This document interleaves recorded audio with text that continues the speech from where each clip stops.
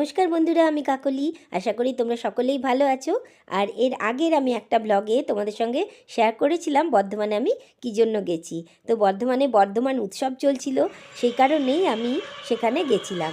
আরও একটা কারণ ছিল যেটার জন্য গেছিলাম, সেটাই তোমাদের সঙ্গে আজকের ভিডিওতে শেয়ার করব। তো এটা হচ্ছে বর্ধমানে আমাদের বাড়ির সামনের রাস্তাটা, তোমাদেরকে একটু ভিউটা দেখালাম। আর আজকের এই ভিডিওটা তোমাদের যদি ভালো লাগে অবশ্যই ভিডিওটা দেখে কিন্তু লাইক করে দিও। ব্যালকনিতে দাঁড়িয়ে দাঁড়িয়ে রোদ খাচ্ছি একটু। এই যে তো দেখতেই পাচ্ছ রাস্তাটা কত বিজি, সবসময় টোটো অটো চলতেই থাকে। তো আমি এখানে একটু রোদে দাঁড়িয়ে আছি বলে এত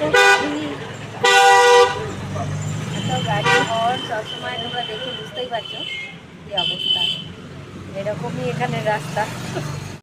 তাহলে আজকের এই ভিডিওটা কিসের জন্য সেটা এবার তোমাদের সঙ্গে শেয়ার করছি। চলো, একটা বাবা বড়সড় কেক নিয়ে এসেছে। কি জন্য এনেছে চলো দেখো।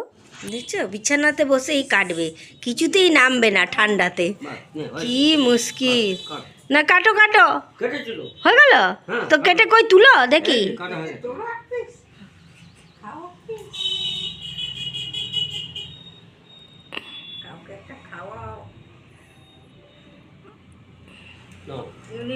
হ্যাঁ কেটেছে কেটেছে। না মা খাই দাও তো, মা খাই দাও। হ্যাঁ দাও দাও। বাবা বলে বাবা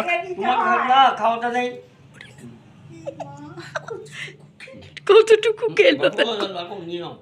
ও বাবা কিন্তু মিষ্টি খেতে খুব ভালোবাসে, আর মানে বারে বারে একটু করে মিষ্টি চাই। তো দেখো জিলিপি রসগোল্লা নিয়ে বসেছে, আর দিয়ে কেক টেক কাটা হলো। কেকটাতেও যথেষ্ট মিষ্টি ছিল। তো বাবার একটু জন্মদিনটা আমরা এইভাবেই ছোট্ট করে সেলিব্রেট করলাম। তো তোমাদের এই পুরো ভিডিওটা কেমন লাগছে অবশ্যই কমেন্ট করে জানিও। যদি ভালো লাগে তাহলে অবশ্যই একটা লাইক করে দিও, আর আমার পাশে থাকার জন্য আমার চ্যানেলটা সাবস্ক্রাইব করে তার পাশে বেল আইকনটা আর অল নোটিফিকেশানটা অবশ্যই অন করে দিও। তাহলে সবথেকে বেশি খুশি হব আমি। আর তোমাদের সাপোর্ট তো আমার সবসময়ই দরকার। তোমাদের একটু সাপোর্ট, একটু হেল্প আমাকে কিন্তু অনেক দূর এগিয়ে নিয়ে যেতে পারবে আমার লক্ষ্যের দিকে। তো চলো, কেক টেক আমরা সবাই মিলে খেয়ে নিলাম। এক চুটকি লবণ দিয়ে দাও, তাহলেই হবে। ঠিক আছে, এটা একটু ছড়িয়ে নাও। ওই স্প্যাচুলাটা দিয়ে করতে পারতে। না না, এটা দিয়ে করছি তো। এবার বলো তো মা কী বানাচ্ছে, দেখে কিছু বুঝতে পারছো? চলো তাহলে মায়ের হাতে এই রেসিপিটা বা এই পিঠেটা দেখে নিই। দেখে নিশ্চয়ই আন্দাজ করে ফেলেছো মা কী বানাচ্ছে। তো কেমন লাগলো তোমাদের বলবে। মায়ের এই হাতের পাটিসাপটা কিন্তু ভীষণ টেস্টি হয়। যে না খেয়েছে সে বুঝতে পারবে না। দেখতে যেমনই হোক, খেতে কিন্তু এত স্বাদ হয় সে কি বলবো। তো দেখো মা ওই নারকেলের পুর বানিয়ে রেখেছিল, সেটা দিয়েই সন্ধেবেলাতে একটু বানিয়ে নিল পাটিসাপটা। তো দেখো এইরকম একটা কড়াইয়ের মধ্যেই কিন্তু মা পাটিসাপটাটা বানায়, আর একটা ছোট্ট পাতলা খুন্তি দিয়ে এটাকে উল্টে পাল্টে করে। তো আমার চ্যানেলে এর আগেই একটা মায়ের হাতের রান্না আমি তোমাদের সঙ্গে শেয়ার করেছি। যদি সম্ভব হয় পারলে সেটাও দেখে নিও।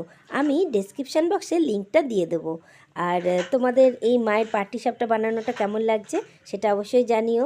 আর এতক্ষণ ধরে আমার সঙ্গে থাকার জন্য, ভিডিওটা দেখার জন্য তোমাদেরকে অসংখ্য ধন্যবাদ। এইভাবেই আমাকে সাপোর্ট করতে থাকো। আর ভিডিওটা ভালো লাগলে অবশ্যই লাইক করে দিও।